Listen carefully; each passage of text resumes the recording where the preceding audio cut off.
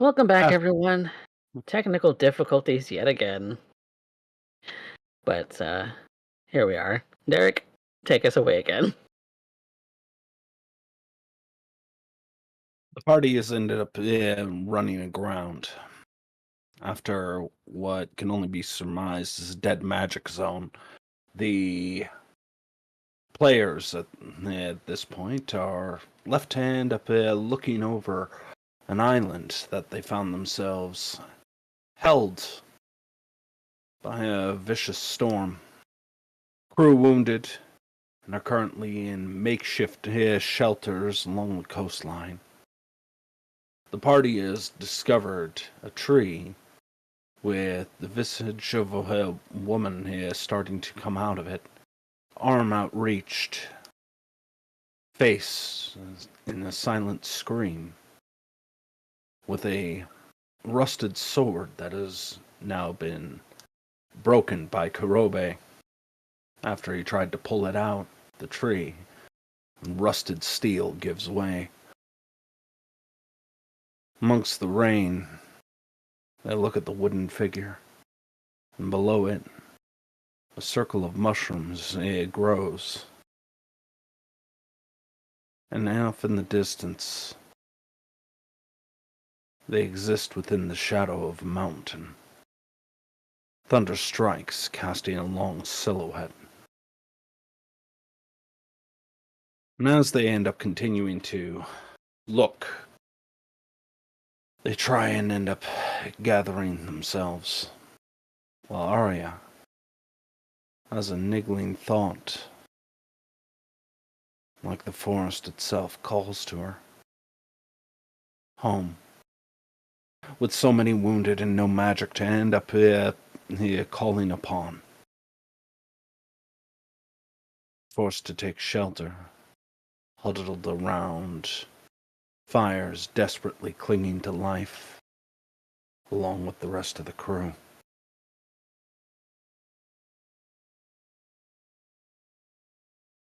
When we last left off, Kurobe now has a rusted handle in hand,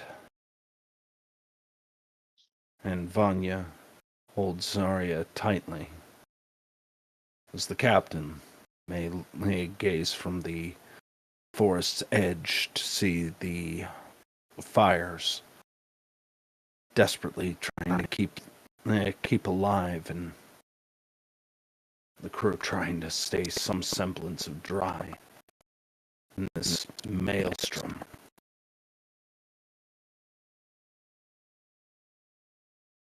It's at this point, given her sight, Vanya, you catch a glimpse. Something in the woods deeper in. A small light. Very faint. The rain isn't out, but you see a figure. Lithe. Tall. In what appears to be priest's garb, though it's hard to make out.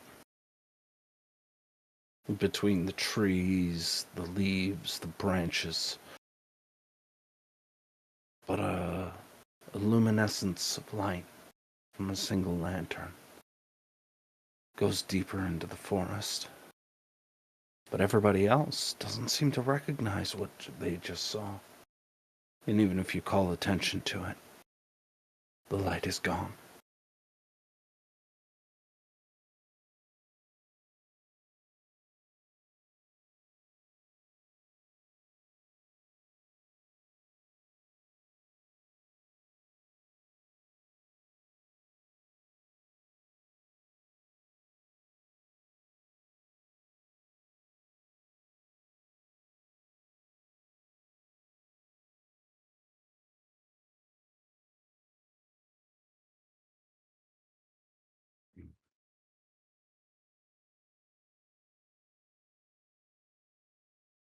So is that what everybody else is deciding upon? Making camp and trying to wait out the storm? The moment. Very well then, Captain. The crew will acquiesce to your decision. Kurobe will take off his outer jacket and hang it up under one of the makeshift to try to dry it out. And he's actually just going to take his sword and climb up a tree and just keep and say, "I'll take first watch." And he's going to climb up and watch around. Okay.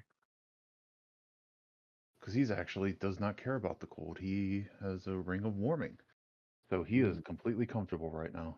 Except the ring of warming is magic. Oh, yeah. Okay, well, he's cold. Very well then. But he's still going to go up and watch out for First shift, you are taking 4 hours watch. Do I understand that correctly? Yeah, I'll take. All right, first 4 hours goes to Kurobe.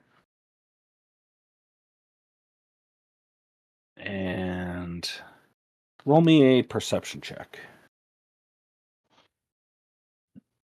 21. 21. Kurobe, you're higher up in the trees, and you look, and you realize that the brush isn't so thick. In fact, if you look carefully, what you can see is just across the tree line is a bay. You look at it and see inside of it the hulls of gutted ships, some peeled up on the rocks, skewered as though the earth itself had speared right through their belly.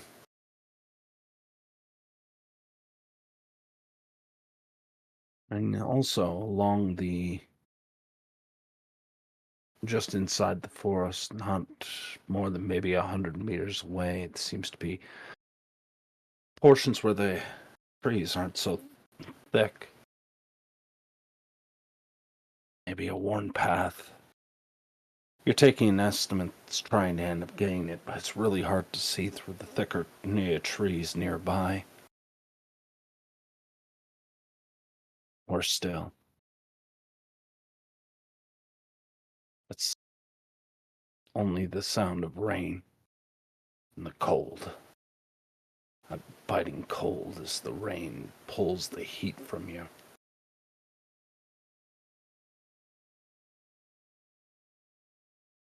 So, who's taking second shift? Anya. Okay. As I go down to wake her up.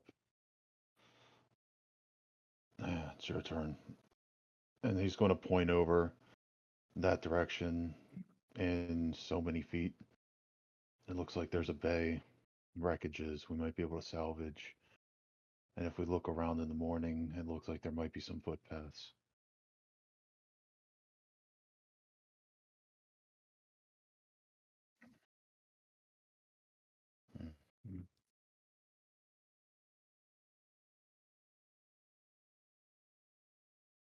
You try to. The rain beats on you as you look to confirm what Kurobe has told you. A path, a bay with shipwrecks within it. You look as the waves continue to batter your own ship.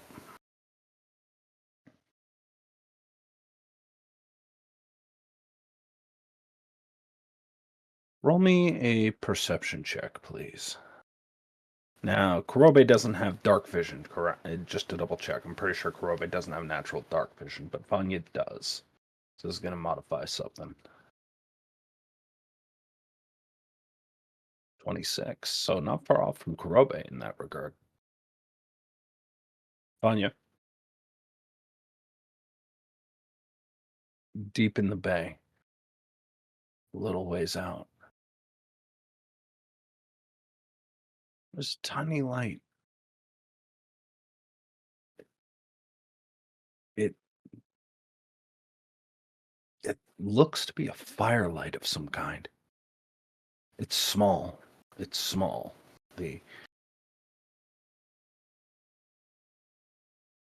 You figure with a day's travel, you might be able to get there. Maybe less if you can find some kind of path. But you don't see any roads. You don't see much of anything as far as the structure goes. And the only thing above the trees is the mountain and the storm. But otherwise, your watch goes without a hitch. Who is last? I'll take one.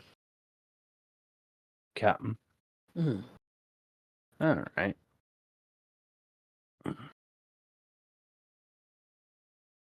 Captain. You observe. You'd have more sea legs than land legs. It's weird. But actually, ironically, you might find the tree a little bit as comforting. As it sways, it's almost akin to being on the ship's while the sea rocks. It's almost natural. It feels a lot better than being on solid ground.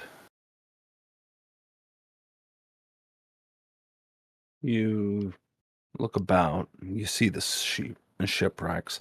Now, I'd like you to roll me a history check. Ooh. Well, Because you would probably be the one, and I'm going to give you advantage specifically because this is an area of expertise. okay. Not my strongest suit. I'll find out what's going on. Is it at advantage? At advantage, So that's a 13. 13. It doesn't make sense. A lot of those ruined vessels, they're old. And I don't mean old as in they've been around for a while. A lot of those ship designs you would have only heard about in stories and old ancient legends.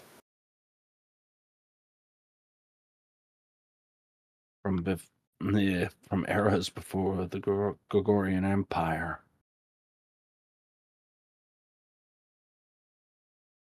But if they are, then why is it that they haven't rotted out? Why is it that some of the metal rusted and caked and barnacles and other such stuff still exist?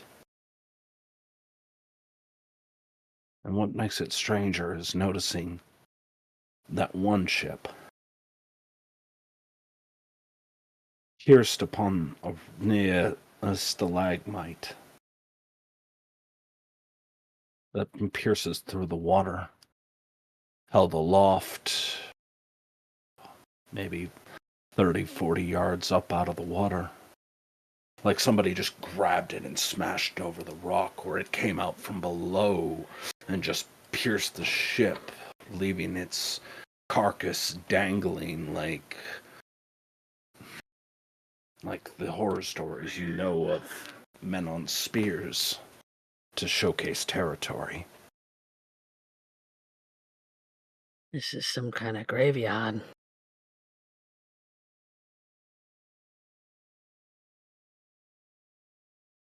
Sailors who lost their way all end up dead here. That's what I'm guessing.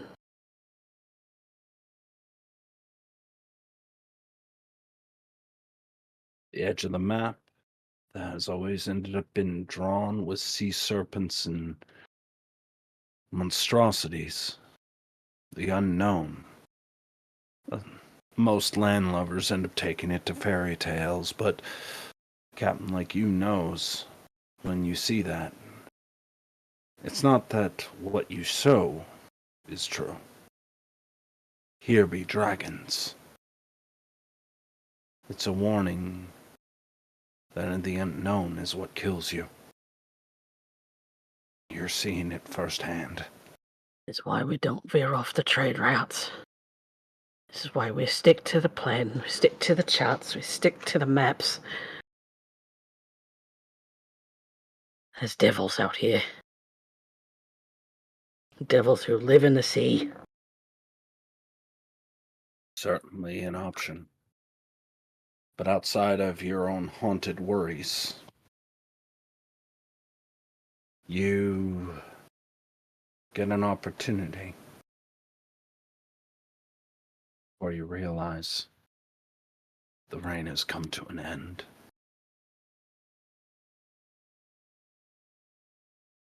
You can see the light of first appearing over the horizon,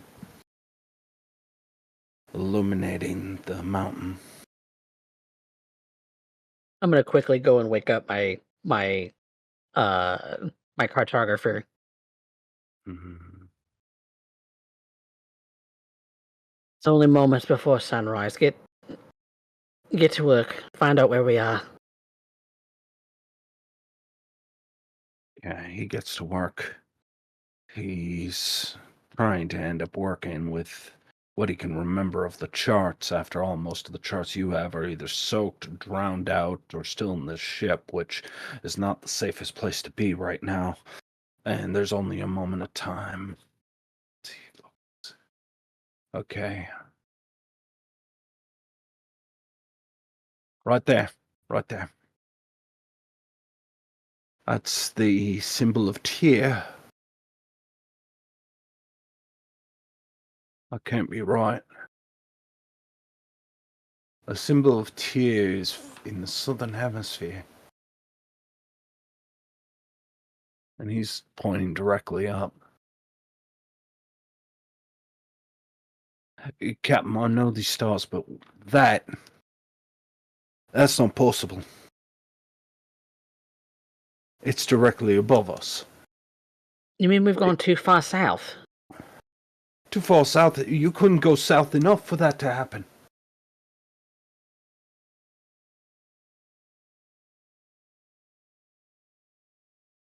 It's like the heavens themselves have ended up moving to greet us. This is an ill omen, Captain. It's an ill omen indeed.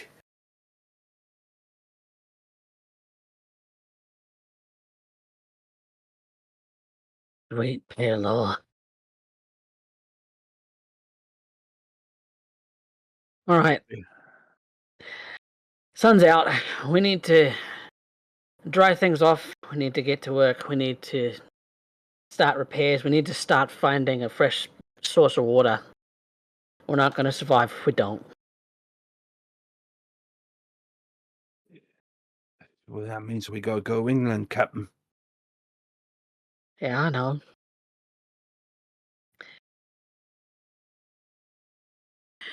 You all stay here. I'll go and find it.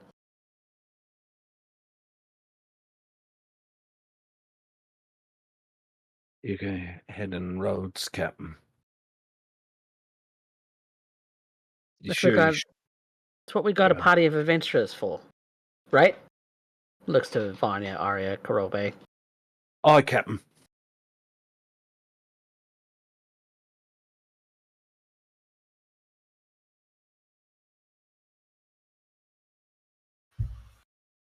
All right. So, adventurers, you ready to go out there and with me and find us some fresh water? Yeah, sure. Did you sleep all right? It was cold. Yeah. Welcome to sea life. I think I've had it too good.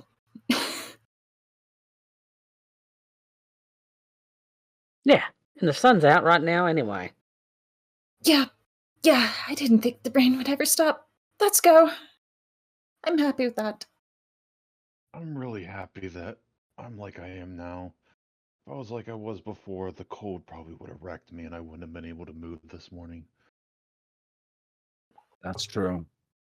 But let's not pretend like any of you were sleeping in comfy inn with all the linen and beddings and warm mead that's served at the Tipsy Wench. Nah, nah. Barely functioning camp. Comfort is little option. You'll all be under 1 point of fatigue for now, which is a Ooh. blessing compared to what could have happened.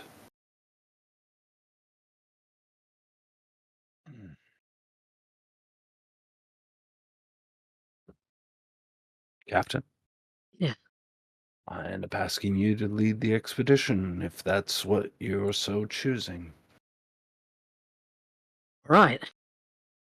I gather up my things. I have my sword at my hip, and you see that she's donned some rather sturdy looking leather armor.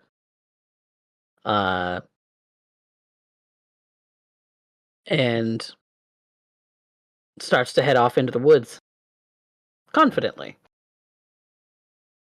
So we're at 1 level of exhaustion right now? You're at 1 level of exhaustion. Oh god, how do we mark that on our character sheets? It just means you have disadvantage on ability checks. Oh, okay. Yep. Done. And long rest will cure it. So long as it's not out in the wild, or so long as you end up making a campsite that can allow the comfort. Yep. Because let's be honest, pretty hard to get a lot of good rest when the only thing separating you from the elements is a bit of sail and a fire that you gotta keep stoking and keep dry every 10 minutes.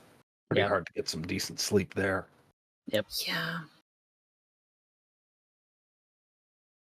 So, you start to make your way inland. Let's start off with a survival check. From all of us. Okay. Or somebody can take the lead, your choice. I'll give one person an advantage, or you can all make a roll and we'll see what you can get. I'm gonna assist, because I am not good for this. Nope, neither am I. I'm okay at it. I am as well. Alright, Kirby, what's your mod for it? +4. You might as well let me lead. I'm +8. Okay, yeah. So I'm rolling at advantage. Yeah. You're getting 3 assists, basically. Oh, I'll take that. What did we get? 26 total. 26 total. Ooh.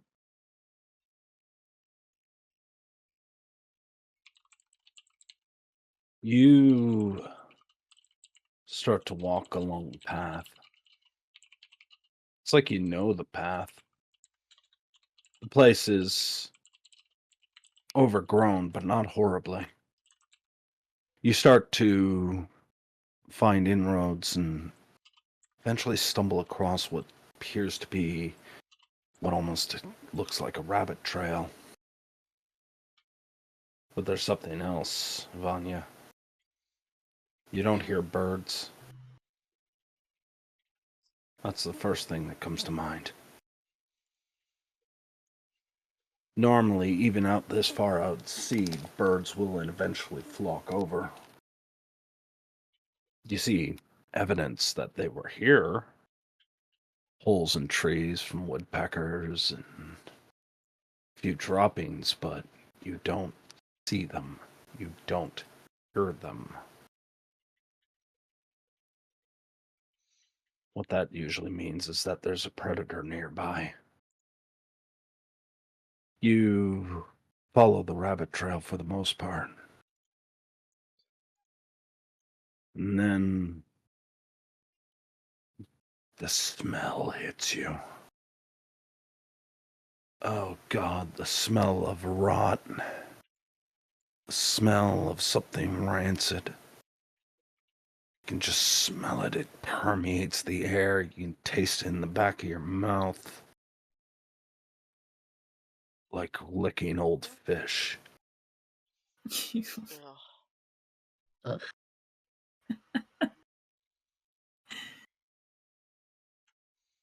Oh, God. Maybe that's when you see it, Vanya. A little bit of a dip. A small pond. Might be a little too close to the shore. Might have been some of the waves lapping over and just pooling in. But that's not the thing that really gets you. Those mounds of rotted flesh. You don't even know what kind of animal that is. It's just this rancid, partially submerged, almost like an orb in the water.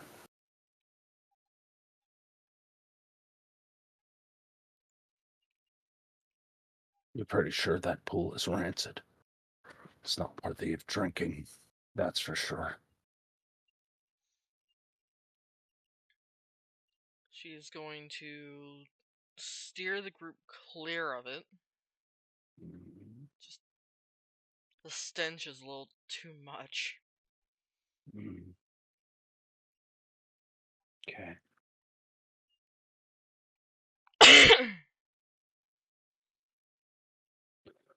Maybe there's something Everybody further on. else following her lead then? Or Absolutely. I definitely. Do I look like the kind of person who would touch that? No. yes. No. Hey. No. No.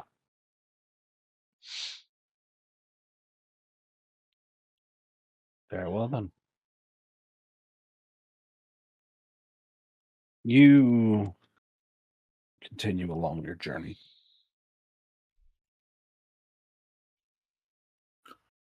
And it's at that point you start to end up finding something that feels more like, well, I wouldn't call it a road.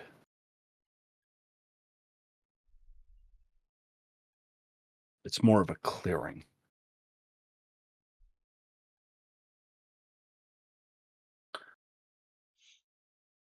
You end up seeing stumps of smaller trees. Some of them little more than maybe 8-10 inches thick. And you can see the drag marks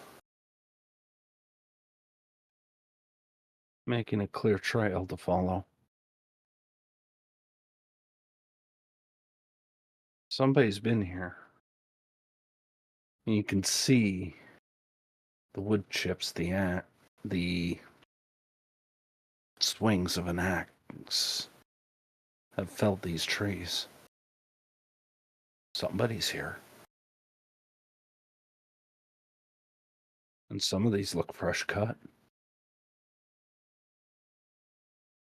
It happened again. It's all right.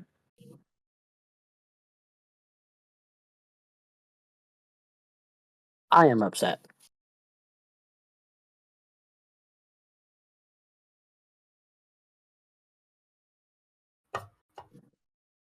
Hmm.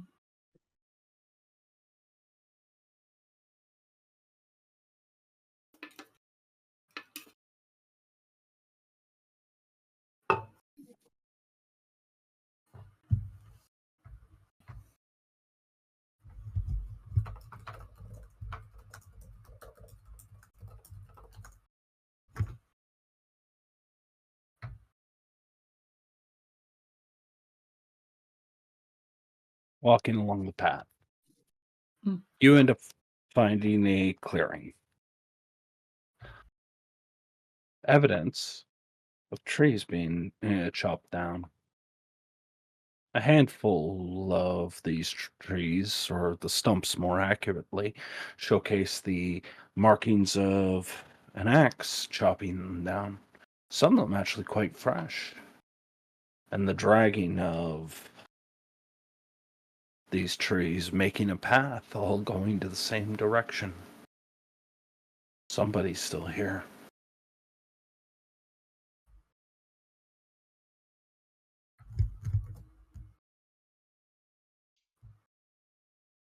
At least the smell's not following you.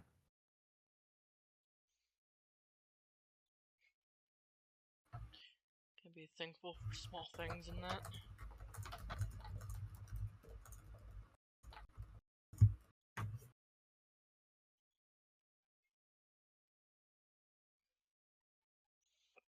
Okay. So someone's here then. All right. Set a little fire, campsite. What are we seeing out there? Well, like I said, the area is a bit of a clearing. Mm-hmm. The clearing is made by the trees being cut down. Okay. There's a little bit of a path, and that path is primarily made from trees that have been dragged along it. And it looks like this has happened quite a few times. So the path is actually well worn Do we for the follow most it? part. Should we check it out?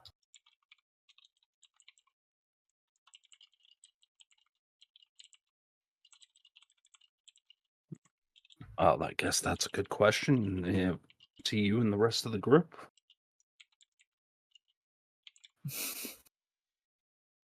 Yeah?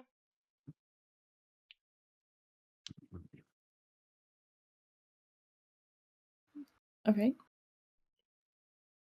I mean, if you're all okay with it, yeah, there's another survivor. Maybe they know what's going on. Maybe they have resources we could help share, something to figure out with. And maybe they're the ones that's killing everything. Well, maybe so, but we have one of him, and I point to Kurobe. She's So, not wrong. She's personally, not. I'm not super afraid of countering some big bad mage. Second of all, if there's a mage on this island, I have more questions.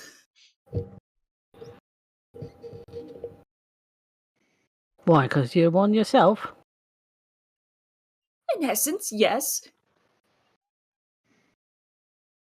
And what if the dead magic zone is their trap for prey? Like a Well, predator. Then we yank out all their teeth. I don't exactly need any of my magic or special abilities to do what I can. It just Huh. makes me stronger. And like I said, relying too much on magic gets you in trouble. If you don't know how to survive otherwise, you're dead. At least in my line of work. Well, it's a good thing I spent a few years as a ranger then. Now, just to be clear, Zephyr didn't recover that well. In fact, Zephyr doesn't like this location. Okay, they're having a hard time, so they're not with you. She would have asked Kaz and Lagan to keep an eye on. Kaz and Lagan are probably the only two strong enough to be able to end up holding that whole place together, given the fact that you're doing a lot of lugging ships and what have you, and somebody's got to look after the drow. Yep. So he'd be back there with them. That's perfectly fine. Okay. Well, I mean, either way, the way I see it, yes, maybe we are trapped here on this island, but even if they necessarily were the ones to try and trap us, that's a problem for them. They are trapped here with us. So you think. If you knew what we have taken on, you would understand where I'm coming from. Well, I don't know you. And that's what I worry about, is I don't know you lot particularly well. We call ourselves the Lucky Sevens for a reason. We have Yeah, done and luck many impossible tends to things. run out. And we fought gods. So let's just get on our way. No, I'm not speaking figuratively. Let's be on our don't way. mention that fight because that Captain. fight was bullshit. Captain, That's a if you lot of. remember when I stood in front of you and your entire crew, and you all Yeah. drew weapons, did I look scared? Okay. A good fighter doesn't look scared. Yeah, and I told you that it would be very bad if you tried to attack me. Yeah. That wasn't me bluffing. I could have taken you all. Right. How about we do this, Captain? I understand you don't trust us in this situation or in general at all after everything that's happened, so let us go ahead and be these sacrificial offerings to whatever dangers are ahead. If you see any trouble, you may certainly run away from it. Oh, no, darling. That's not what I meant. I don't run. Obviously, you're out here with us.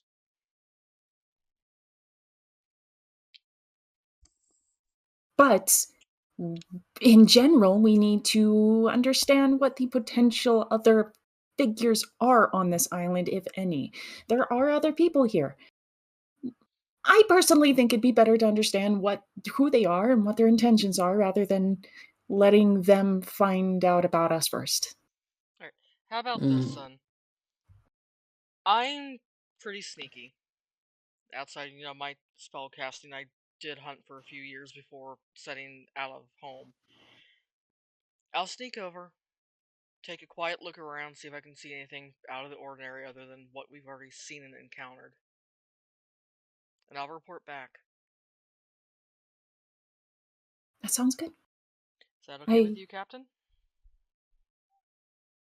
Show off your sneaky talents. Alright. And if something dangerous happens, stand behind me.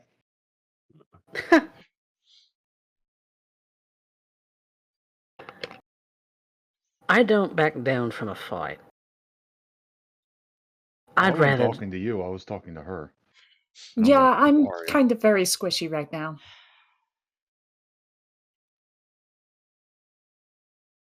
Well, in that case, stand behind me. Why don't stand behind you both?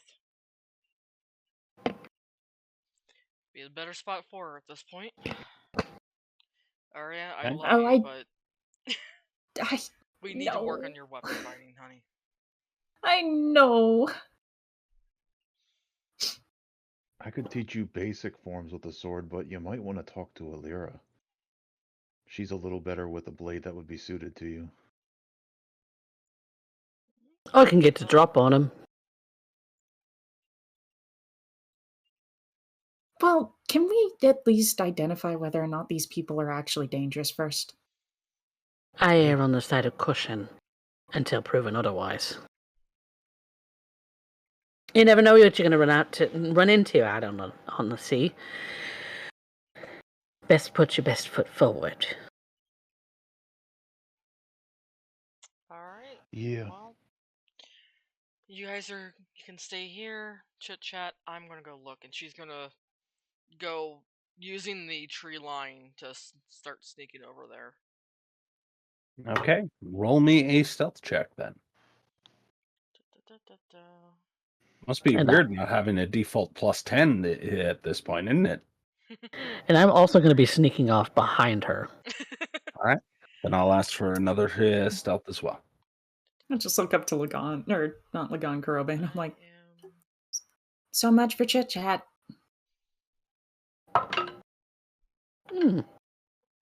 That's a 30. That's a nat 20 on my end. Yeah. Kurobe will pull out his chess set out of his bag. Dragon chess. Oh, you're so on. I just like sit down in the mud basically, and they're like, Kurobe kind of plays like he fights. He just attacks. Fair. It's like 5 turns in. Check.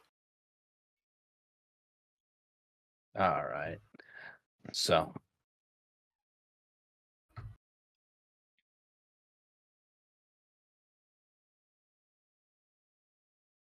you start to end up making your way, trying to end up again through the thicker brush, just to not get attention.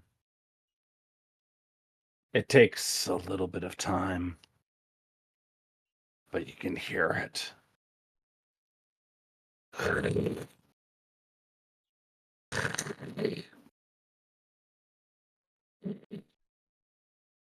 Something dragging, heavy, branches snapping, mud peeling away.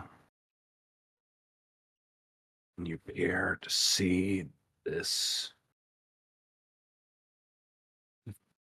strange bit of brush.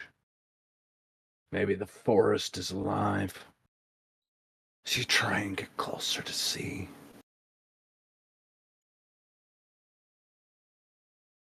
watching the branches being dragged, the woodland cracking like a broom sweeping the path. And as you end up turning your head around the trees that you hide among to get a better look, you see it. It pulls upon the remains of this freshly chopped tree. And what you see pulling at this tree is a sight to behold. You can't believe your eyes.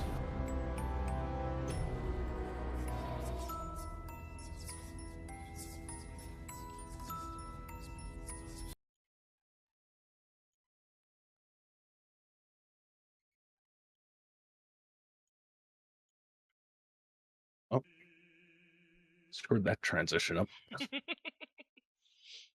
Had something in play. Need to spend more time on the audio. My apologies.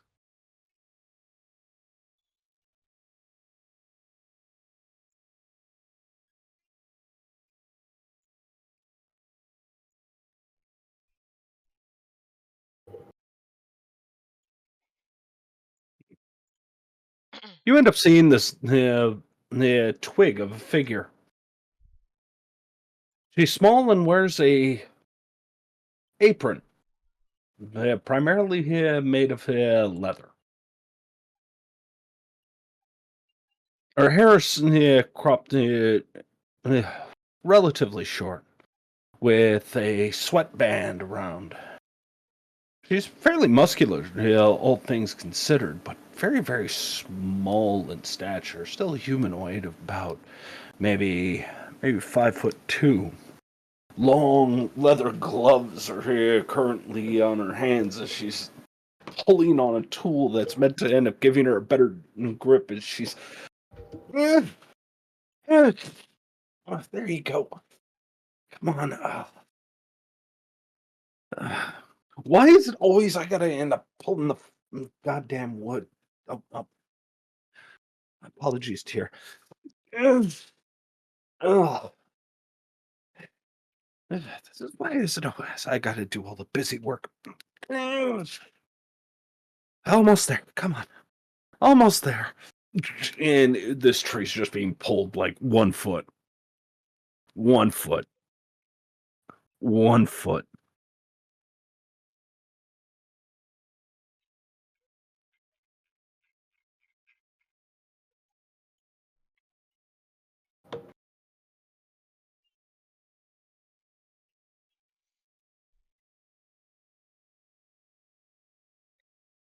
That's what you see.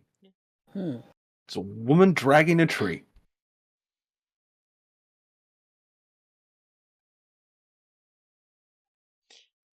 Fanya's just gonna glance back at the captain, like, are you seeing what I'm seeing? It's not so much Uh, of a spoken question, it's just kind of in the look. and the captain's face is one of much confusion. Because a girl that small shouldn't be that strong to pull that much of a tree behind her.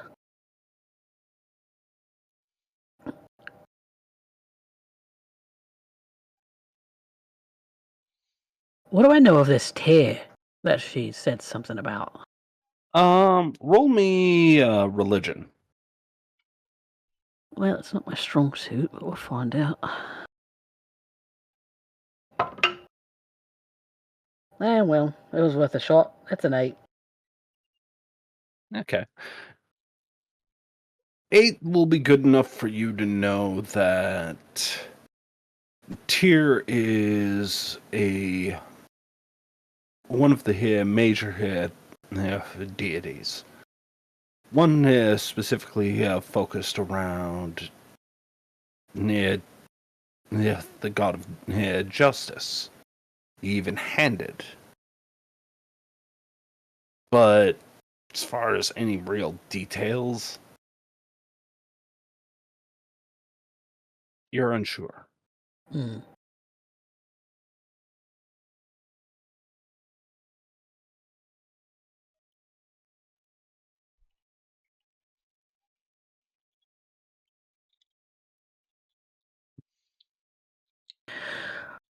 Well,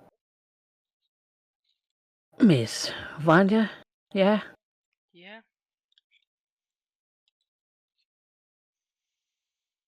What are you thinking? Think we follow her for a little bit? Then maybe say hello.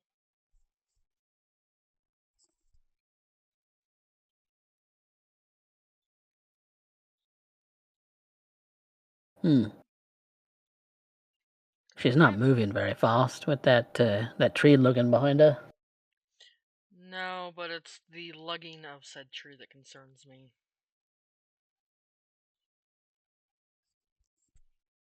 I, for one, want to know where she's taking it.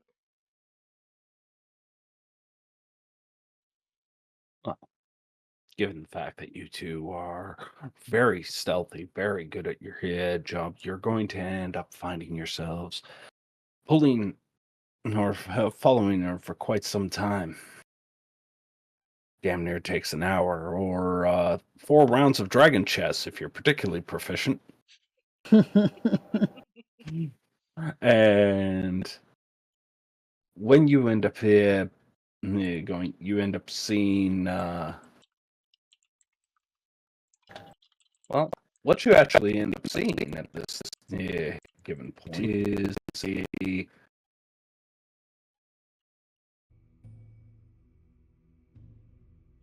strange little village.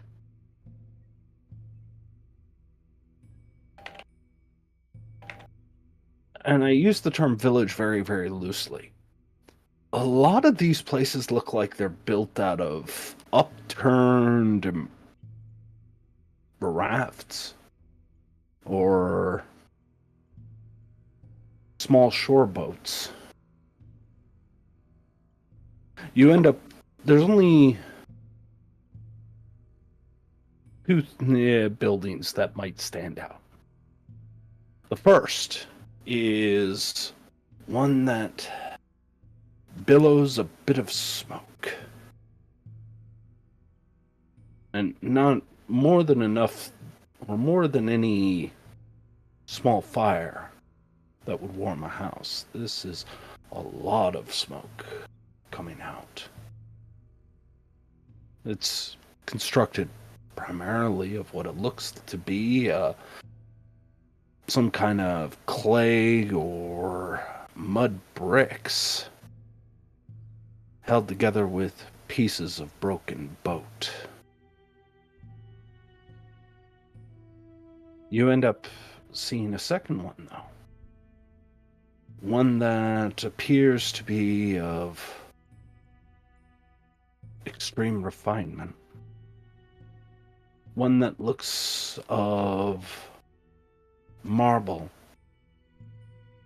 Not, I should clarify, not of extreme quality, but as though it's trying to mimic that quality you would expect of a temple. What you see is a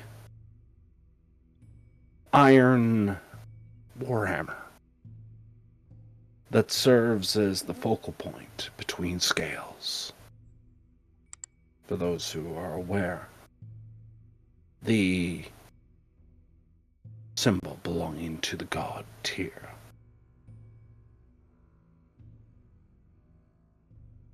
There is doors that have been...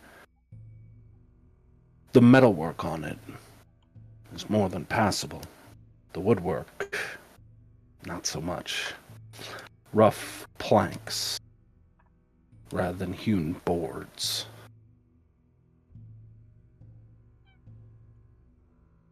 And the rest is silence. The girl pulls the tree along what seems to be a very familiar route, going towards the house that billows smoke. A little bit of light coming out of the windows. Fiery heat.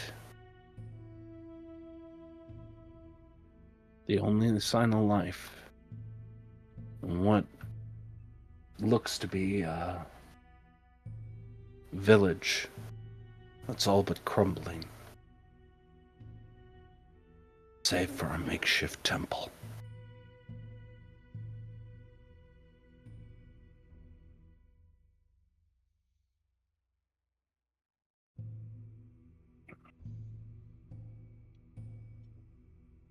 We could go back and tell the others. They're probably waiting for us by now. Yeah, shouldn't be too hard to get back to this place. Then we can introduce ourselves properly.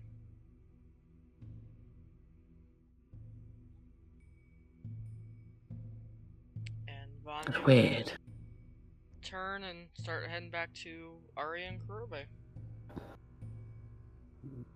I go Alright. along with her. Arya, Kurobe, I would like you both to roll me a intelligence check using your proficiency in Dragon's Chess.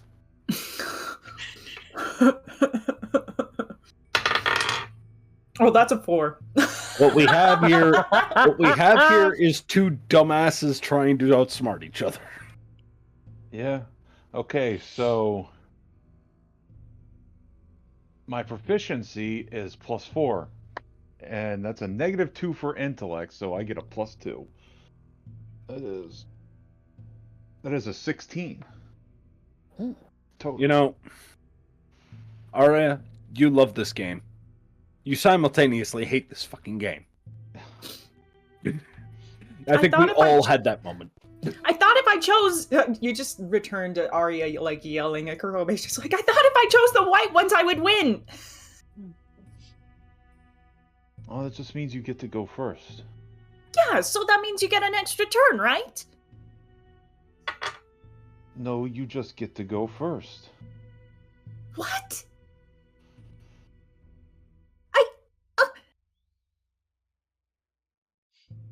She looks at the board like she's been betrayed. The captain kind of comes over and looks over at the board. Oh. You played a Bahamut's Gambit, didn't you? Huh? Yeah, you moved this piece there, that piece there, moved this one up to this spot there, and that's how you got the checkmate. I didn't know it had a name. Captain, it would help to know Kurobe what he has in strength, he lacks in intellect. And yeah, he got the checkmate on a strategy game Uh-huh. that is...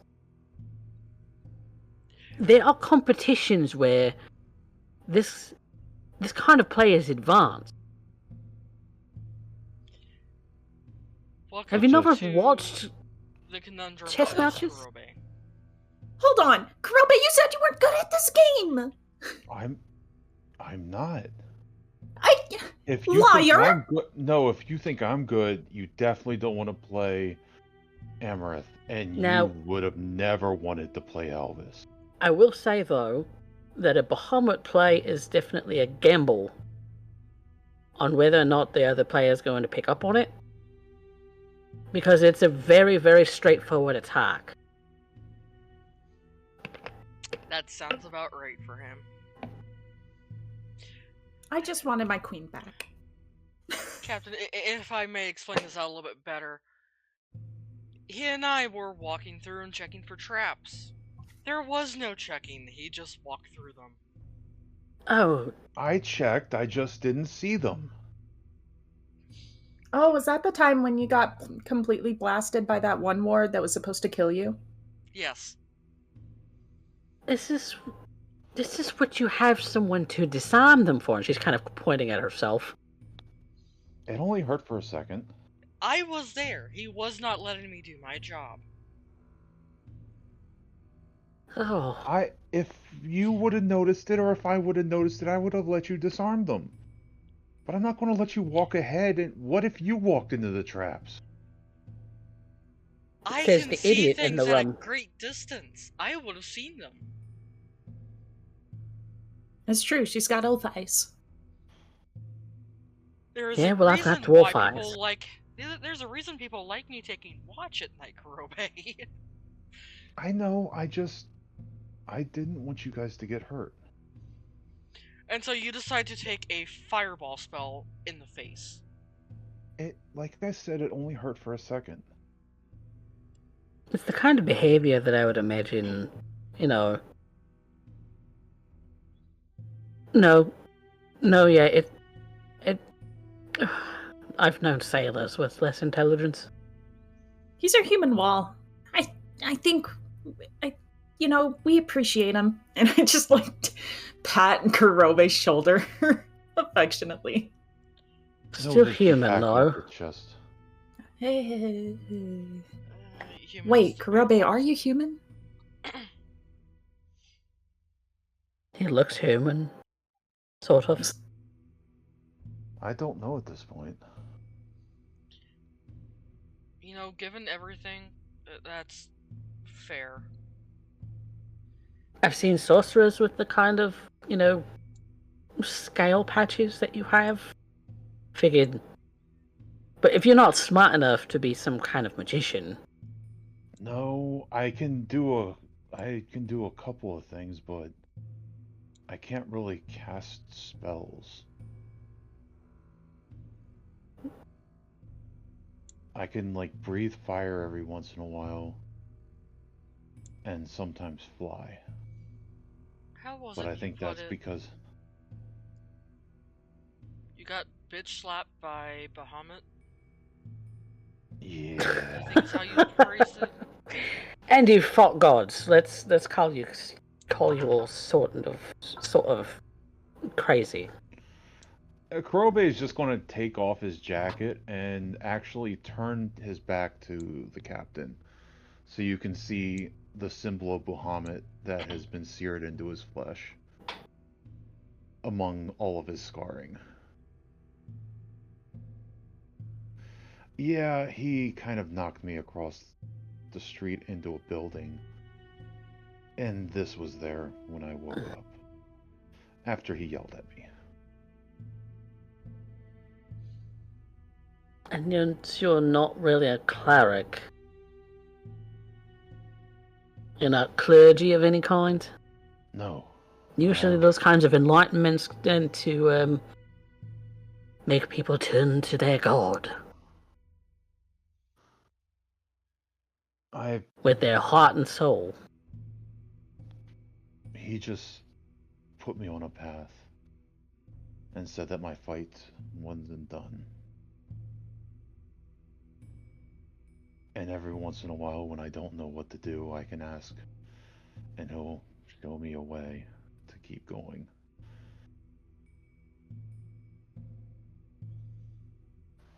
Usually happens when you pray. Yeah. If I can interject. So, the both of you are back, and you seem pretty calm. What's up ahead? A village with, I think, a single girl. Wait, a Single- village? Single girl can somehow pull full-size trees. Very little effort. Takes a while, but Which God, is what I wish took that were us so me. long. But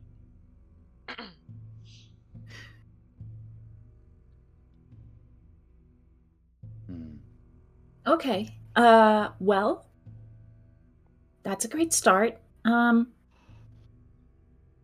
Do they look dangerous? Given the fact that you were just watching them, like, literally slipping and sliding through the mud, fighting with this tree, dragging it 1 foot at a time, you know, this isn't one of those hoisted on your shoulder and carry an impressive amount of weight. Most of this was dragged and with great difficulty. And to be fair, when I say they're dragging a tree, they're not dragging like this 4-foot thick oak. No, the thing's probably at tops like 8 inches thick. So you can get some wood off of it, sure, but it's not like she's dragging a giant tree through the whole thing. It's just a tree. You'd probably find somewhere in the northern states. All right. Well, when we get closer, I can step out and let them see me, and you guys can hide and see Huh. how they react. Worst case, they're never going to be able to catch me if I take off running. Oh, no. Okay. That sounds like you want to just appear out of nowhere and cause some fright. No. The polite thing to do would be standing out a safe distance away from them and let them see you first. why don't we just walk up the pathway into the village? That's what I Together, was as a planning on group. doing. yeah. You guys, I was just trying to keep you guys safe. Like I said, I'm not one to back down. Did they? But I wasn't trying to pick a fight. Well, not either. You know, I was wanting to, walk up and say, hey, how are ya? Can I vouch to just do precisely that? If you guys want, I was just worried what if they're hostile? If they attack on sight? If that's the case, then I'll swipe him with my sword.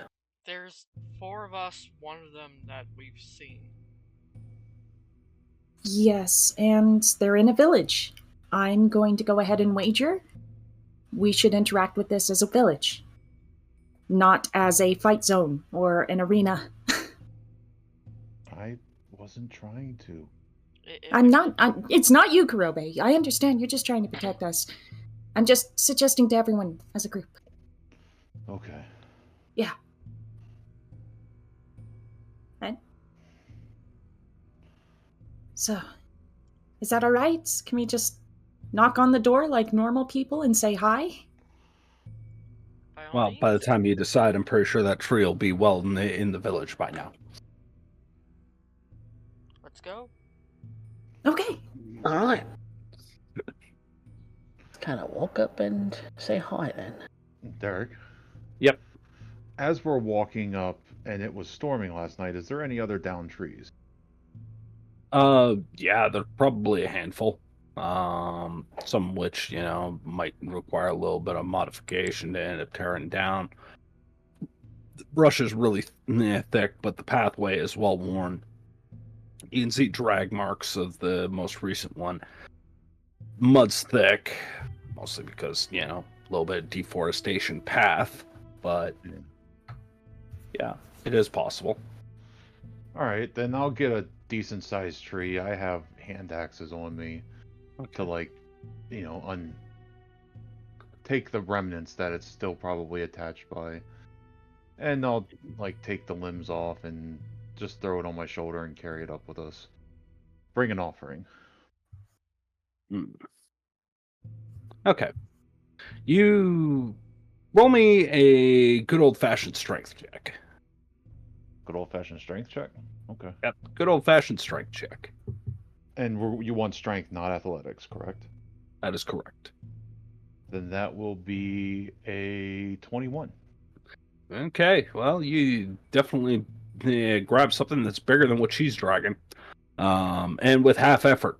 You don't even need the tools to it. You kind of end up burying the beard of the axe into the tree, flip it upside down, using it as a hook, and just start dragging it with absolutely no issue. You know, as long as most of the weight's on your shoulder and not on the ground, you know, the bending branches act more as a sled than anything else. Yeah. So, you guys start to approach the village, free in tow. And you go look at this village, and there's got to be at least 15 houses. And when I say houses, most of them are upturned boats built with walls of some manner or another, rudimentary chimney to end up going. But there's only one building that's producing smoke, and that's the one made of clay. And with that temple that is made of marble stone slapped together, trying to emulate the kind of thing you would end up seeing in big cities, you know, with great reverence to the gods above. Though this is humble in its attempt, shall we politely say.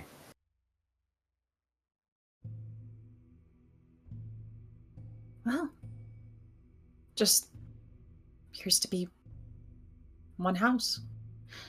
Huh.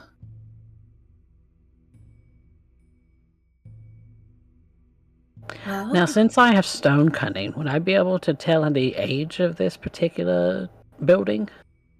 Absolutely. So that gives me advantage on history checks for this sort of thing. Give me a roll on a history check. Not that I'm very smart. No. Ooh, that's a 17 minus 1. That's a 16. 16. Well, you're also very intuitive when it comes to stone. So, when you look at it,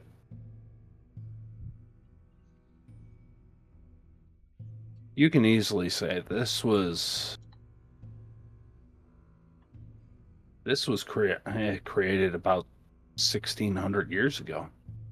Holy Some of the metalwork is newer. It's not rusted out. Some of the planks are, I'm not going to say fresh cut, but clearly not deteriorating like a lot of the boats that are overturned here. A lot of the other buildings.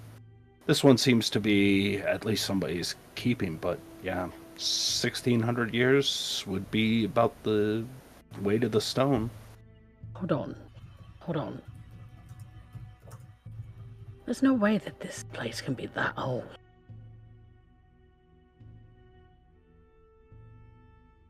Well, I guess I'm just gonna go ahead and knock on the door. You start walking to the door and you hear clang, clang, clang, the ringing of an anvil. Oh, And I'm strolling up right behind her. Vanya's close behind. Yeah. You hear So- this. Go ahead. is it inside or around? It's inside. Inside. inside. Okay. And you also hear at the same time while you hear a clanging, you also hear a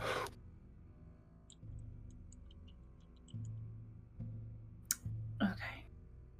So there's a whole station, like a whole smithing setup inside, I think. Okay. All right. I'm just gonna knock on the door. what the? You hear a clang, clang, clang, like what the? It's... Go... Here, Tyr, forgive me. Go... Oh. Shiel, I've never... I didn't expect you to be back so soon. This is clearly not the voice you were expecting. As, Spork, let her in! Let her in, Spork! And you see the door open. Shiel, it's... Hi. Brooke? What is it, Spork? Salutations. Hello. You see the man behind. Looks like the best way I can describe him is you're not sure when a giant mated with a dwarf, but you're seeing the results. Noted. Hello. Hi. My name is Arya. These are my companions. This is Vanya, Karobe, and Captain Amber, Flintbrand. Yes. And we're shipwrecked on this island, and we happened to come across your village when we were looking for supplies. Perchance, do you want some more logs? Yeah, I brought a gift. Hey, looks you end up seeing the large man known as Brooke, very old beard, white-haired, red band over his head, draped in a cloth, or draped in a heavy-set leathered apron with soot and burn marks in it, carrying a hammer that is pretty large. It's got to be at least a 40-pound hammer. And you can see as he using the tongs, puts the piece back into the fire. Bellows made of old sail are here left here beside, unmoving, as the young girl, who you presume is named Spike, kind of looks a little weary. She's taking a step behind the large man. The large man looks you over, looks at the tree. Oh, all right then. Well, I have to apologize. Wasn't exactly expecting guests. No, a lot of people come out this way. To be fair, we have no idea where we are. We don't know what this way is. Well, To be fair, looking at star charts, it's impossible to be here. he kind of flicks a bit of a grin. Yeah, I said myself the same thing. But that was some time ago. Spark. Yeah, Brooke. Go fetch us some water. We'll start again tomorrow. Hey. But yeah, goes over and quenches his work and leaves it hanging on some steel hooks. Looks like he was working on some kind of piping. You're not sure. It's a tube of metal of some kind. Sorry, I thought you were somebody else. Don't have much, but I can at least get your bellies full. We have injured. Really now? They come first. And we were looking for a fresh source of water and... Yeah, we can end up doing that. There's a lake not too far from here. A few walks that way. Tends to end up moving about quite a bit, but spring comes right off the mountain. It's appreciated. Oh, sorry, I thought you were somebody else. There are others. One other. Kind of priestess, if you will. GL. Oh, You said So that they- name before. Yeah, It's who you thought we were. that'd be the case, yeah. Brooke, is it okay to tell them? What are they going to do? Run off and end up near telling the whole island? no. We come in peace. We're just very confused sailors when it gets down to it. So, Well, Tyr protects. And if your crew's near, you still wounded, be grateful for small mercies, I suppose. So, The ones that survived. gods look after where they're heading.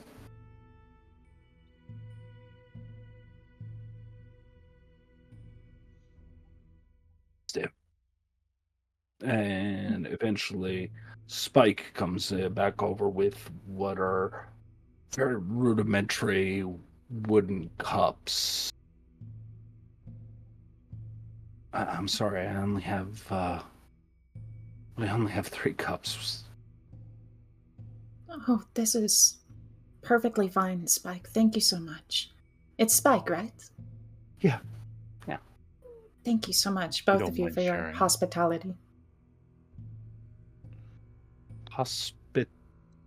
She looks at you confused. For being kind to strangers. Oh, you're welcome. Yeah. Sorry, she's not exactly a learned type. Swings a hammer good for her age. Be a fine smithy in time.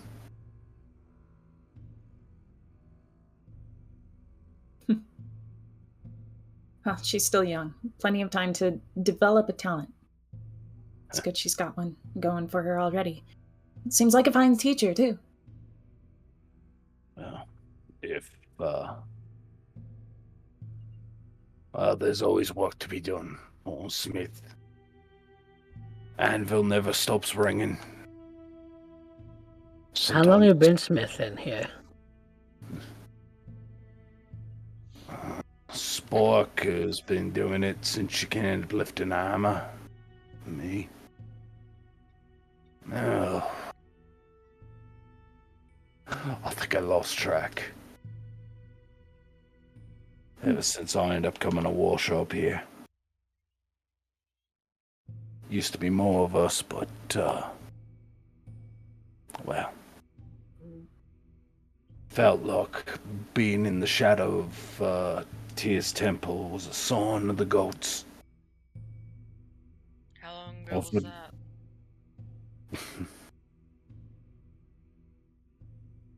You have a better way of keeping track of time.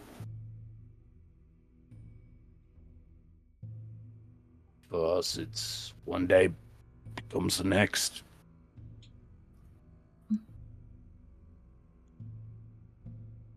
I wish I could tell you.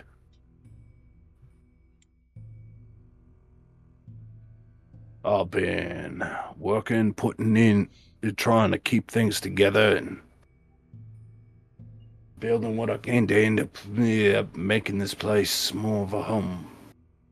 Me looks the Spikes off to go get more water. Softness in those eyes when he sees her walking away.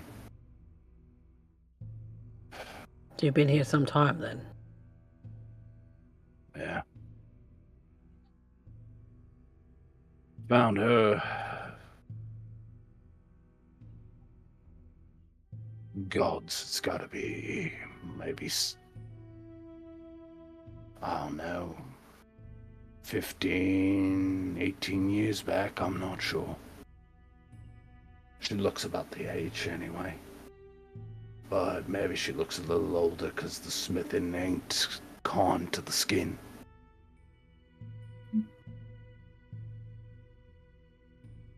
If it's just the three of you, what's the smithing for?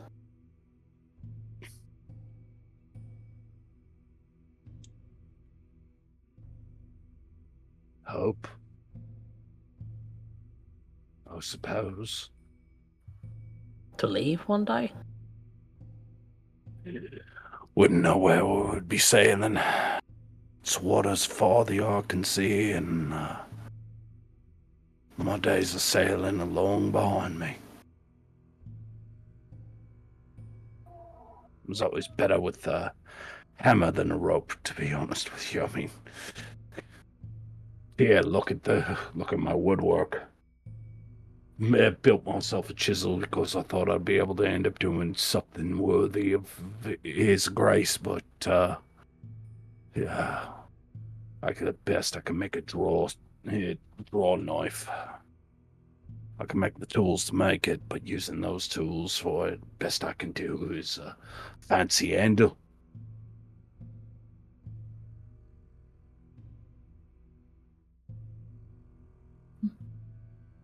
Spike comes back with the rest of the water after refilling the cups. Spike here has been my little go-getter while I man the fires. She's been stoking the bellows since she was big enough to stand. Occasionally, she ended up making a few little things here and there. I made my first set of tongs when I was 10. That she did. She's been making nails and sieving the iron out of the river as best she can. Not like we got a whole lot of steel to work with, but a lot of wreckage to work with. So, best make deal with what we got. Right. So what I'm gathering is, you also got wrecked here. You've been here for some time. Work keeps you busy. Keeps you focused. Keeps you sane. And I wouldn't go that far. And I'm sure that temple's been there longer than you have. That's why we're built here. You know, if they were here long enough to build that, such as it is, we figured we'd make it. Then I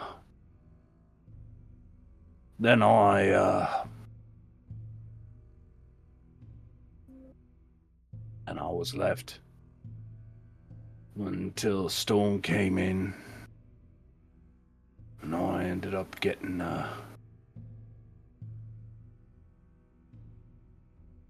tear guarded me, and I heard a bit of crying in the wind.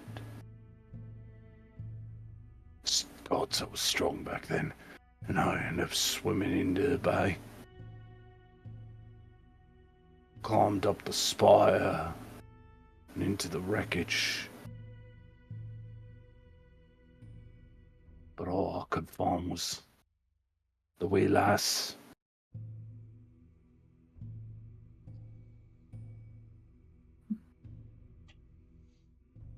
Good that you guys had each other. Oh. Not gonna pretend like know much about not much about that. I know hammers and I know coal. Honestly, when it comes down to it, I think the only reason she was raised right was Shiel. Is this Shiel, is she also shipwrecked? Survivor? You're not to talk about herself. I've been talking about Tyr all day. I think she's I think she was here before it all. Or maybe she was... No. She was here before I got here. And she's... probably been here her whole life. Well, probably the same as Spike in that regard. Tried asking once. She said Tyr puts me where he needs me.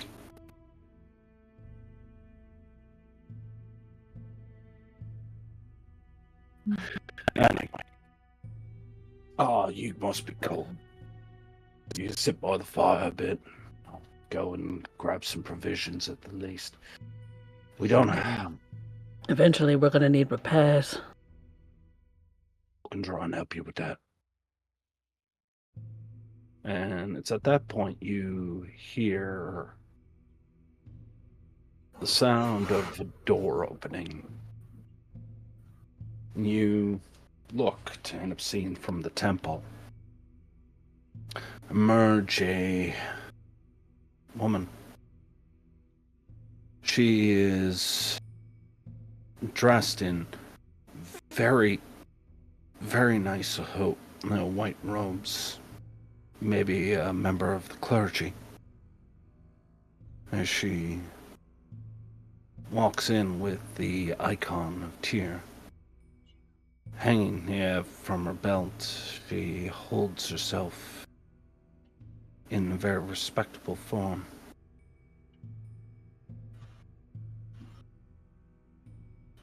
I wasn't aware you were keeping friends. Yeah, Brooke. Yeah, well, all kinds wash up here. I ain't had this truth. Of course. Well, I'm going to guess that you came in with the storm then. You'd be right. Crash landed.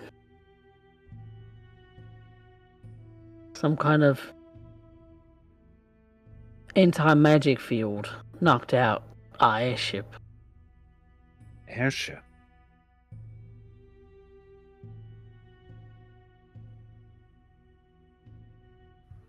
She looks a little confused, but seems to wave it away a bit.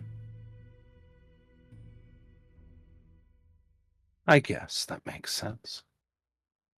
So, did I overhear right that you have wounded? Yeah, on the beach. We strike. But anyone who still lives is either wounded or exhausted. Kind of like we are now.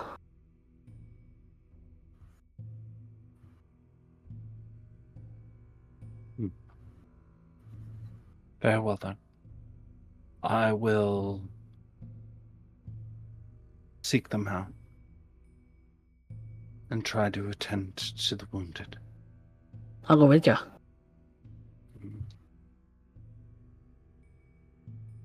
They're my crew.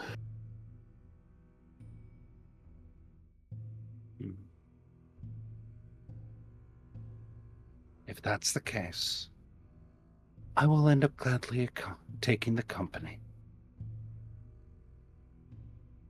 You can find refuge within the temple.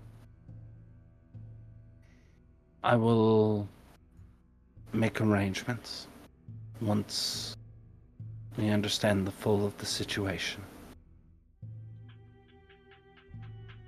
And here I thought somebody would remember to make the pilgrimage. Pilgrimage. I'm so sorry. I should have. Hello.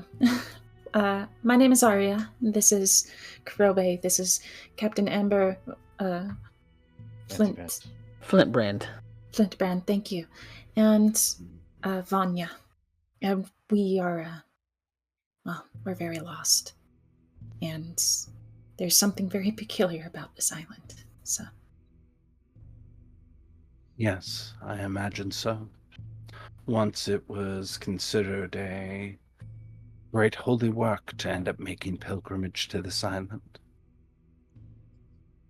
I'm ashamed to say now, whereas before it used to be that those would make pilgrimage here would be a life's journey. Now, fewer people show up, and those who do seem to be doing so either by accident or through will of the gods.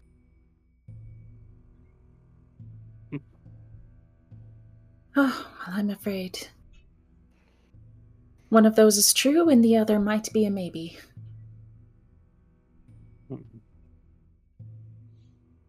My navigator could probably give you a better idea as to why that might be, because,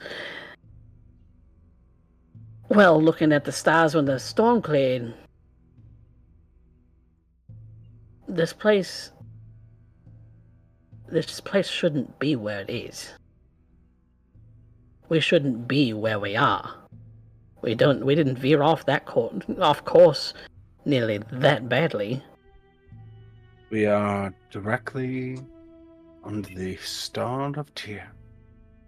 Yeah, It's what makes this place so sacred. but we didn't veer that far south. In fact, we purposefully went north. Did you now? Made the mistake of flying over the ocean. I knew it was a bad idea. Got caught in a storm, and here we are.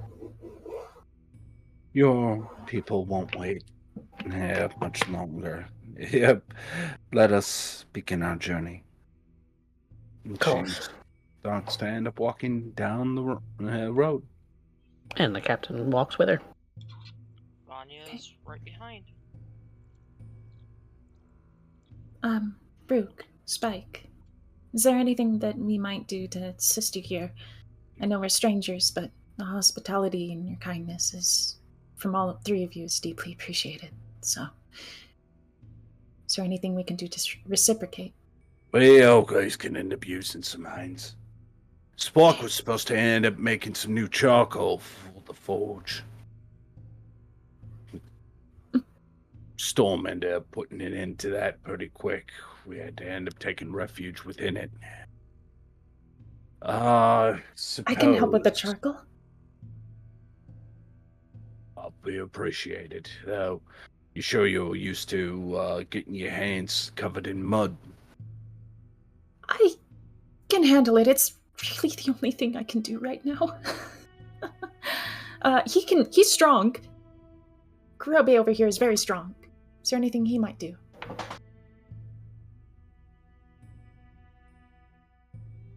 Maybe. I can... What do you know about making ovals? Making what?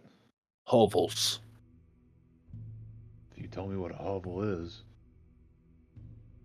He gestures to the makeshift houses that are lining up this street, made of boat and random pieces of wood, ship, and whatever else they could scavenge.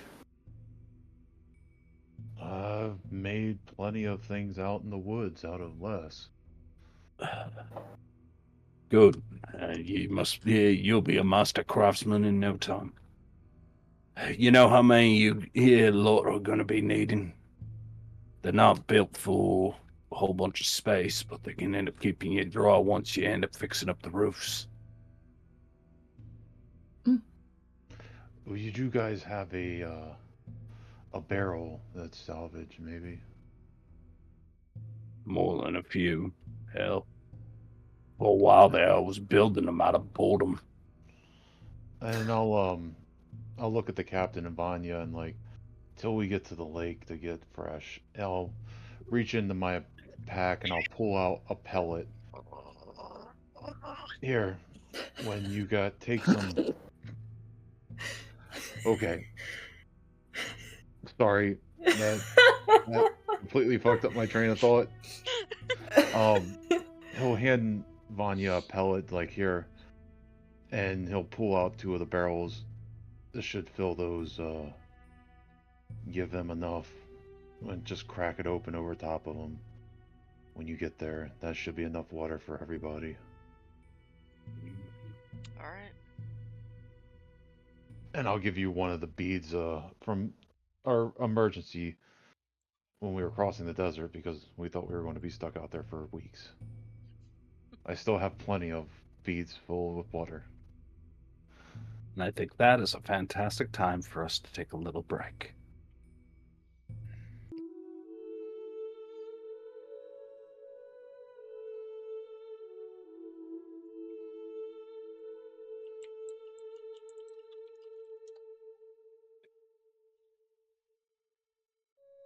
It's nightfall by the time most of the crew have been brought in.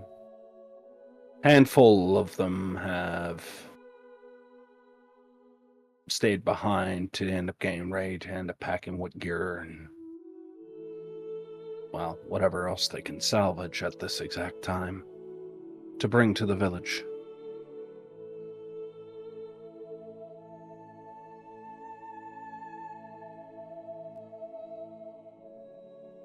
No longer does the ringing of the anvil echo amongst the trees. Instead, there's a sound, music. The sound of calm and relief. Many of the injured are placed in makeshift beds. Some old and ratty, but far more comfortable than what they had to endure the night before, which is enough to uplift the spirit.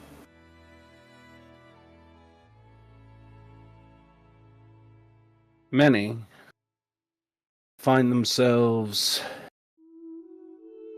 in the presence of Shiel, with a soft tone, with a very humble temple, receives the visitors, each of which walks out with an apple, a handful of grapes, a small piece of meat or something along those lines, but each one seems to come out with a slightly different item. Fires are set along the side of the road, as the want for space is limited.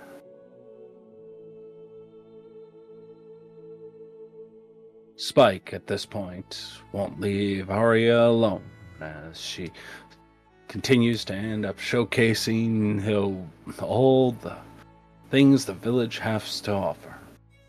It's also that strange portion where you end up realizing that they ended up using a wagon wheel as a makeshift window.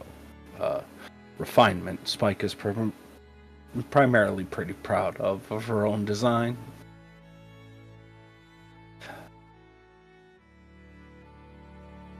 And across the temple, sitting in a crude rocking chair, smoking on a wooden pipe, is Brooke, who oversees the crew and just in silence, rocking back and forth, observes the coming and going of a village that was thought long since dead. Renewed life brought back to it once more. The small joys, tragic circumstance.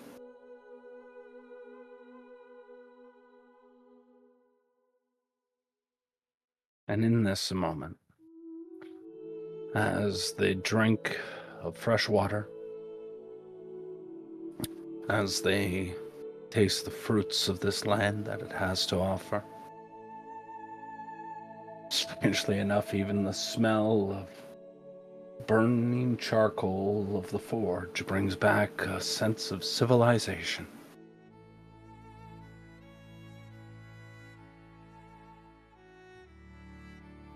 To be here in such simple surroundings, and to know it is good. The image of Tyr's temple binds all these buildings together. The clergywoman, Shiel, can be found speaking to many a wounded sailor, and it seems even her soft words eases the pain. And the enthusiastic Spike, now with lamentable social skills, has an opportunity to meet new people, asking a million questions about the lands that they have traveled, and listens to your stories with a mystical wonder. The mention of a city completely overtakes her. An unfathomable amount of people. Structures that are taller than giants.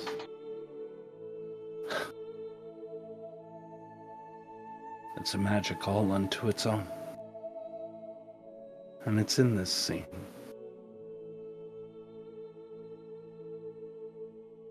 We find ourselves this night. So what do you do?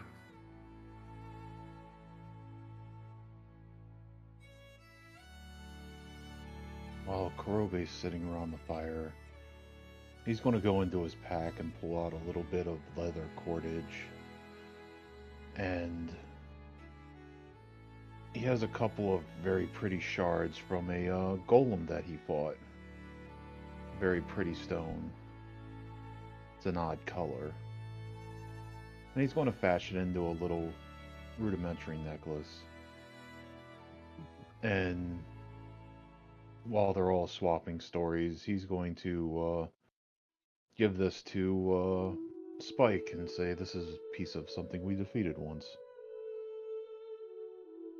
And he'll tell the story about how he walked up, tried to say hi, and proceeded to get hit with a very large club. And then the battle that ensued. Acting it out the best he can, just trying to get people to laugh and just kind of try to entertain people. Sit around probably with Vanya and play a little on his flute, see if she's in the mood. Oh yeah, Vanya's sitting there playing like she usually does. Something to keep spirits high. And Songbird will sing, also assisting with keeping the morale up. And what about our dear captain? She's staring at the stars, looking at what's left of a star chart that they were able to salvage. Still a bit soggy, but still readable. Comparing the stars to the map, it's just impossible. I can't help but have it's like the hairs on the back of my neck are still raised. Where did this come from? Where did we go? How did we get here? And why is it just the three of them? Why are they here? What happened? Couldn't have just fallen through some kind of... The storm couldn't have drug us here, could it? And she's playing these scenarios in her head because they just won't. She can't let it go. These are her crew, and she's got to get them home somehow. But if they're in the middle of nowhere, and it's impossible for them to leave, and if these people refuse to help us, then we're on our own to rebuild the ship, to get it out of here somewhere, somehow. It's going to take a lot of work to even get it sailing again, much less flying. And it's very clear on her face that she's stuck in a train of thought of worry. And I think when you are staring up at the stars, you hear a voice. Ciel, they're beautiful this night. It's rather clear. You never know, a storm blew in here just last night. It's like it never happened. Not a cloud out.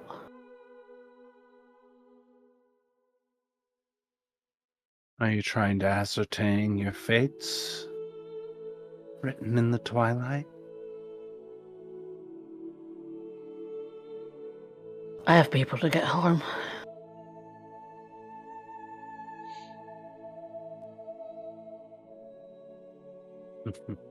And it's going to take a bit to even get our ship out the water, be able to repair it.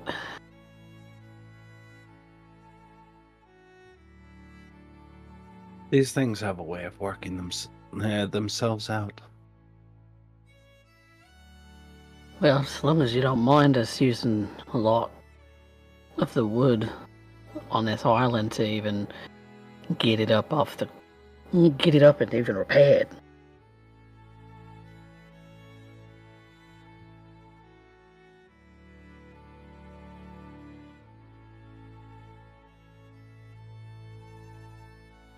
Never been one of faith, are you?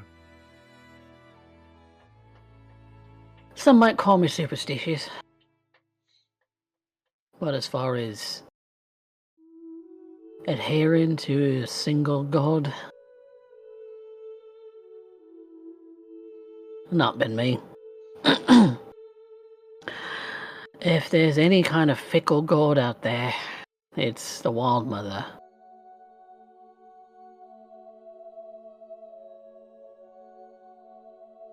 True.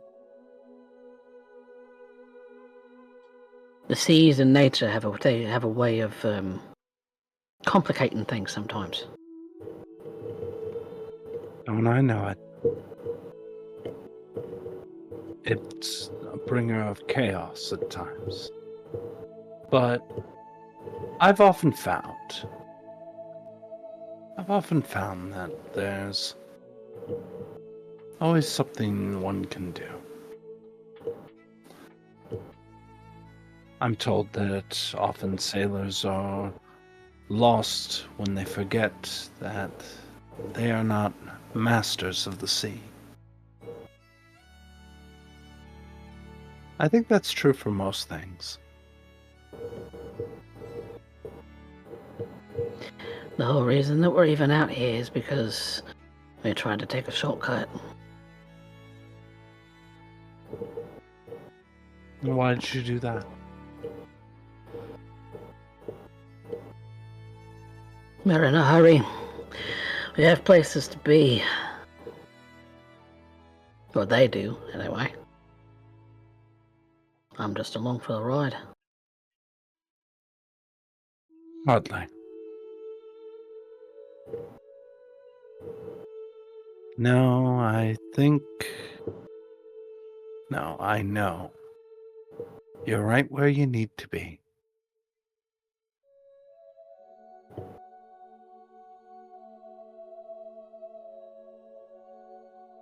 Maybe so. He does stars. Oh, go ahead. Just hope that we can get to where we're going in a timely manner. We're never gonna get there. Not at this rate. Repair time's gonna take too long.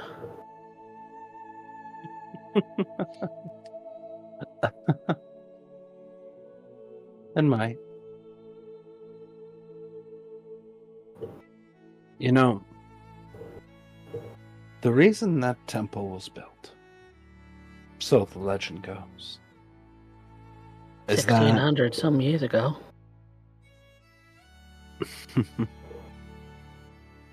Has it been that long? Give or take a century or two.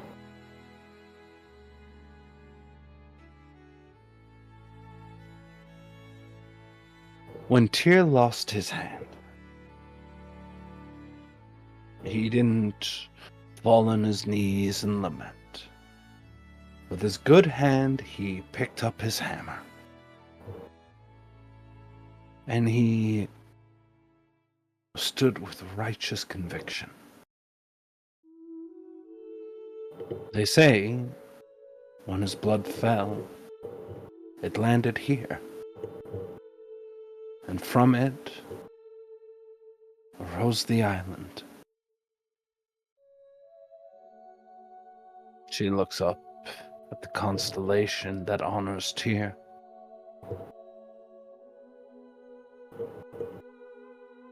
Below where he reigns.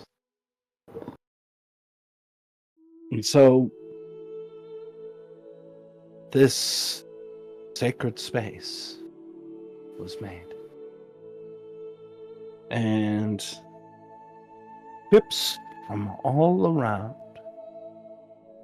as long as they knew the word of Tyr, would end up coming to this island. When they did, they would end up taking the pilgrim's journey up the mountain, following its winding trails. They would end up being given refuge, a protection from the chaos. Each time there is a disruption. Whenever it leans one way or another, Tyr is always there to balance the scales again. That's what I believe. And there's so many ships out in the waters that are also beached and destroyed. Some of them even to make some of these huts. Whatever happened to the pilgrims?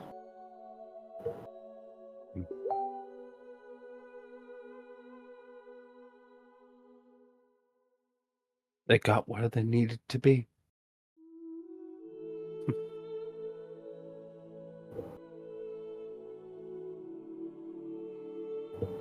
You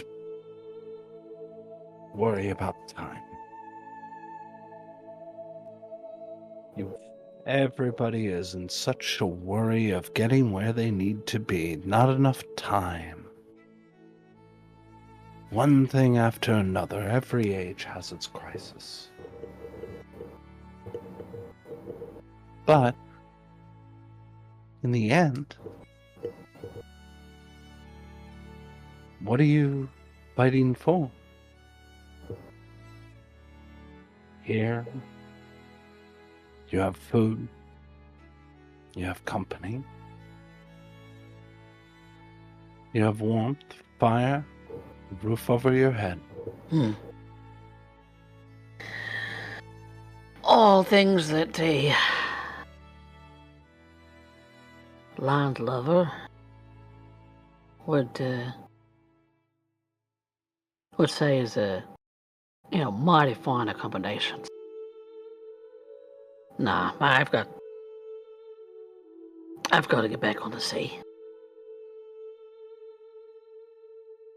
That's where my home is.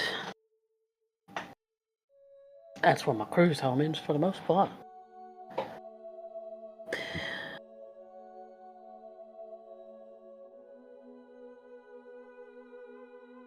My home is my ship.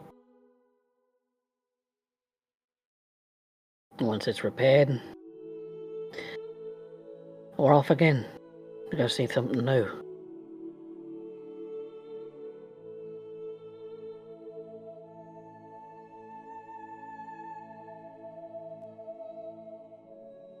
His hand fell here, in battle.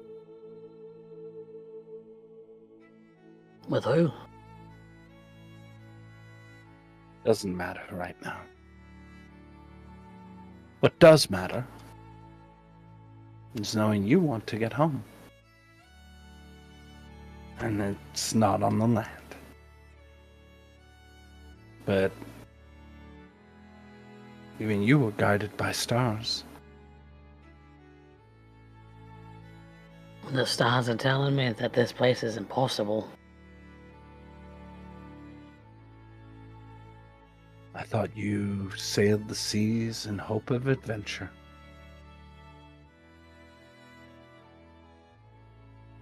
Well, if it'll make me some money. Coin. You could have an entire hull full of gold here. And it wouldn't give you an ounce of comfort.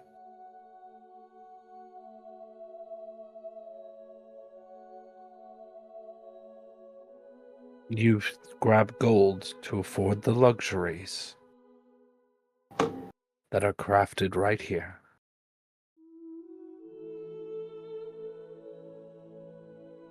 By one's love for another.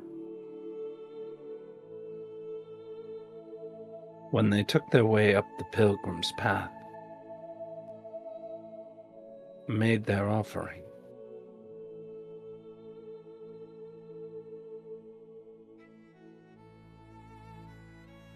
The promise was understanding. I've had Brooke making something up there. I think it's only appropriate that you take it in good faith. I Me? think, well, and your adventurers. I think you'll be pleasantly surprised.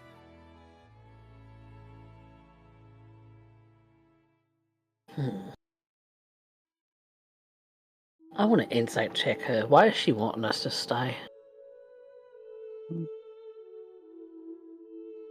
Go ahead and roll me an insight. Not that I'm terribly good at this, but we'll see. 11.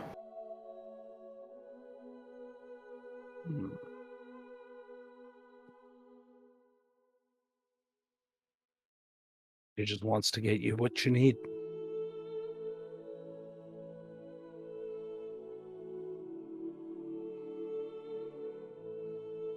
Sincerely and genuinely.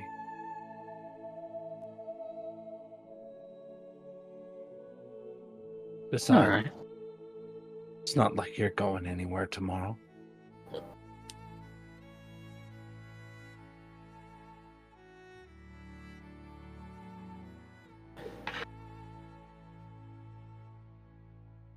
Well, that's primarily up to them. They're the adventurers. And you're their Um, captain. Getting them After from all. point A to point B. Are they at point B yet? No. Then it would seem that you're still a captain.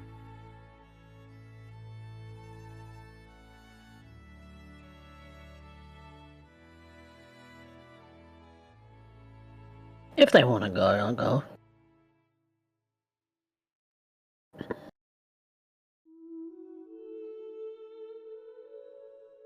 I'm sure they will.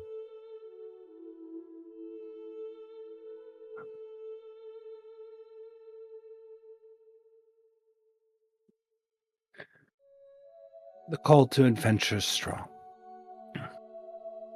And I think they will have their own reasons for making their way up the pilgrim's path.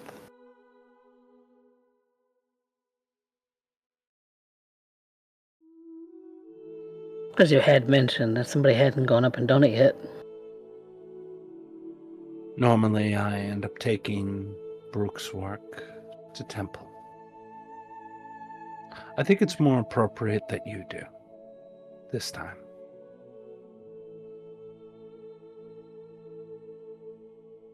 After all, I'm sure you'll have the piece finished.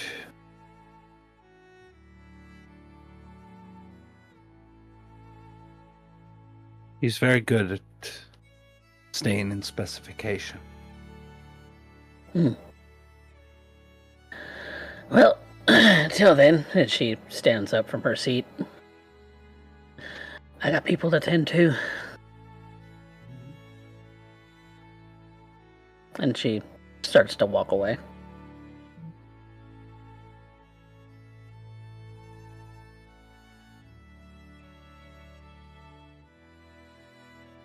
And you walk away, going towards your people. Maybe if you look back, just out the corner of your eye, there's a smile, soft and elegant, looking back at you.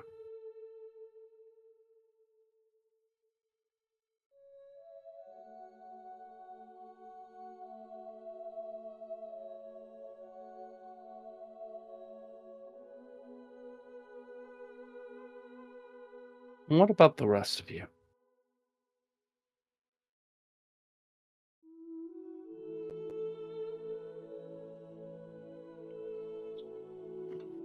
Vanya's still playing. Yeah. Kurobe's trying to basically be as jovial as he can and not show how tired he is with the day catching up to him and waiting for everybody to get tired and retire before he can go find somewhere warm and cozy to try to sleep off the exhaustion of everything that he's been doing.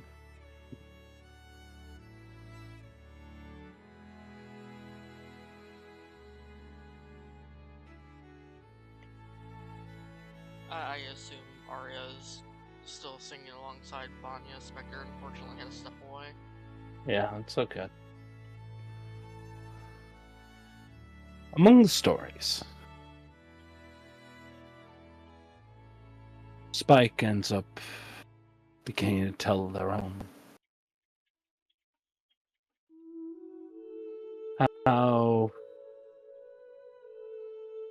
she has touched the hammer of Tyr. Sounds a fantastical story.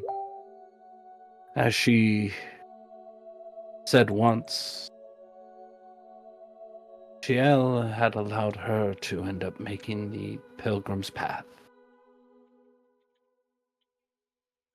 This small little temple that they have beside the blacksmith's, pale thing compared to the glories up the mountain. And she remembered she came across this bloated, disgusting thing with teeth and an eye that would meet her with a hellish gaze. She's never seen such a thing before, nor has she seen since.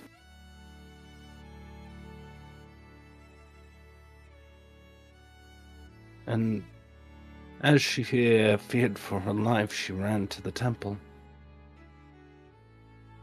She touched its doors and it opened.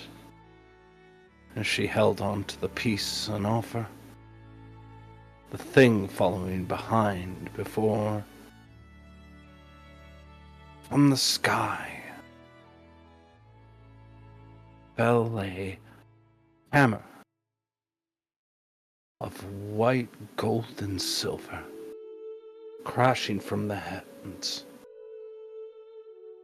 smiting the thing that chased her. She looked up and beheld a figure, hand outstretched, made of light.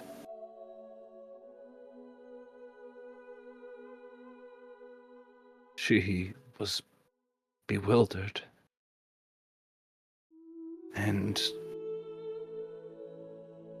reached out to the thing, to this craftsmanship she'd never seen before or since. Though she jests, I've only seen Brooke's work, so how would I know? And as her fingers even touched the handle, a light, blinding, illuminated it. And she can see a figure made of light standing above.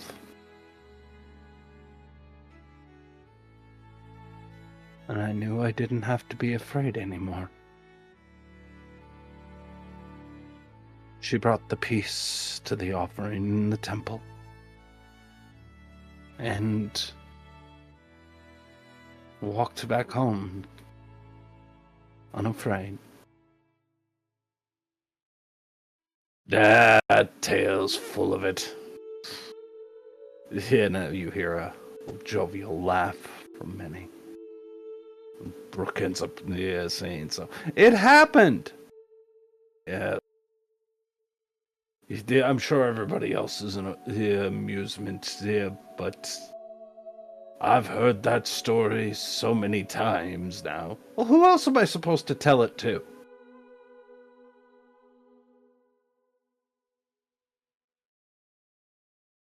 Laughter.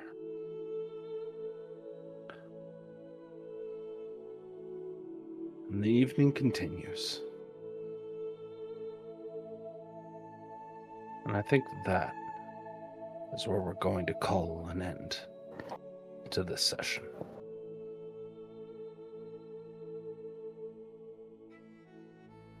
Woo!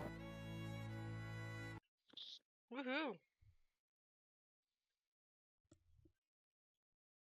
And I'm sorry that you're getting too tired, man. Oh no, it was one of those things I couldn't remember if we were going for another hour or another two. Well, I typically play shorter, punchier sessions, so Okay. like Well, I will on go top of till that, like 2:00, but we also had interruption after interruption, yeah, and right we now, had so many tech issues today, it wasn't even funny. Oh yeah. Yep. And So- soon I've got to restart my computer to see if some corrupted files had been corrected. okay. Ooh. Yeah. So I think there was some corrupted files that happened on my computer, and it was causing my computer to blue screen. Well, that's a good thing that you can have it fixed. Maybe. Yep. Well, Yeah. we'll see, because I was messaging back and forth with Gavin about what the next steps would be, but Yeah. the next step is to restart my computer and allow it to do a self-scan. Yeah? I am back. Alright. Welcome back. Welcome back. I just Welcome finished back. up. Okay, I was sick for half a second there. What did I miss?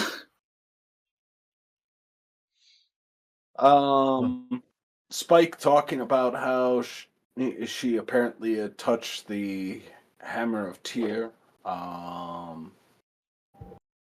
That she was saved by this toothy hair, this thing with a toothy maw and a hate-filled eye. Hmm. She was, she was talking about it, and Brooke ended up saying, "No, that didn't happen. You stop it. You're full of it. I had to hear that story for the past 5 years." And she's just like, "Well, who else was I gonna tell?" Toothy maw, hate-filled eye, you say? Hmm. Hmm. Sounds like my grandmother. Who was saying he really liked aboliths a couple days ago? Oh, I think you'll like where this is going. Captain thinks that Shiel is sus. Captain Well, thinks everybody's thought for a sus. moment. Thought for a moment that she was sus. To be fair, the captain has made it very clear she thinks everything's sus. Yeah. She's a sailor. That kind of goes hand in hand with your. She only has diversity. ever dealt with sussy people. That's fair. Are we doing experience like we normally do, or? Everyone No, I has think we'll- ulterior motives. I think we'll do a total experience at the end of it.